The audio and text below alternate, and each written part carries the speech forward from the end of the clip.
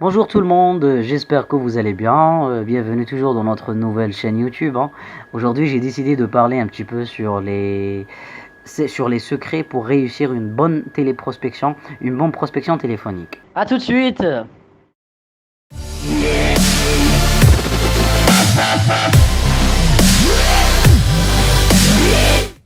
Il faut savoir que tout d'abord, tout commence par la motivation. Ensuite, c'est l'écoute active de votre interlocuteur. Restez concentré sur tous les appels. Ne pas manger pendant l'appel, s'il vous plaît.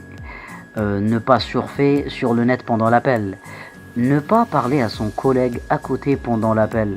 Traitez chaque appel comme si c'est le premier de la journée. Ne pas juger votre interlocuteur au début de l'appel ou de penser que c'est un client qui va refuser votre lead ou bien votre rendez-vous. Vous savez, par expérience, j'ai constaté que mes meilleurs rendez-vous ou bien leads, vous pouvez appeler ça comme vous voulez, c'était des personnes qui étaient entièrement contre de me parler.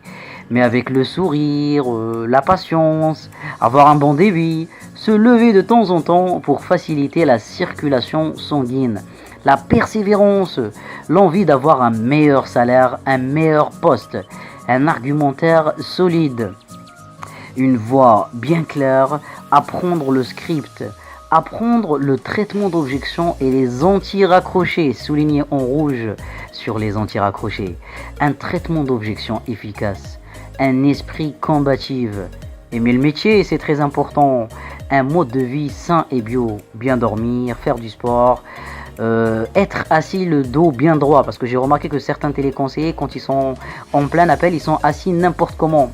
Logiquement, leur voix elle est un petit peu ambiguë. Bon, nous avons dit aussi il faut viser les postes évolutifs, avoir une bonne connexion. Bon, ça c'est la responsabilité du directeur du call center. Il faut avoir un moral solide, se donner à fond sur tous les appels, ça c'est très très important. Faire des challenges avec ses collègues, viser la prime, c'est aussi une importante motivation. Changer d'attitude chaque 2 heures. Le but de cette clé de téléprospection, c'est d'avoir plusieurs présentations de votre produit, mais d'une manière différente afin de ne pas être ennuyant au téléphone et que vous puissiez bien sûr vous aligner avec toutes les catégories de prospects et bien sûr faire un petit jeu de débit. De temps en temps, changer de débit. La méthode sans casse, je ne sais pas si vous avez déjà entendu parler, je vous invite à faire une petite recherche sur internet. Méthode sans casse. La méthode sans casse, c'est la base de la téléprospection. Par exemple, la lettre O, elle signifie orgueil. Vous pouvez dire par exemple à votre prospect, monsieur, nous sommes quand même dans un pays libre et démocratique. Aucun client ne peut bien sûr refuser votre offre, sauf s'il est hors cible, ou ça c'est un autre sujet de toute façon.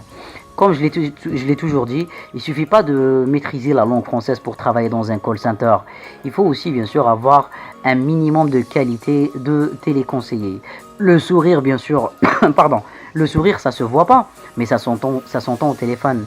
Le sourire ne coûte rien, pourtant il enrichit celui qui le reçoit sans appauvrir celui qui le donne.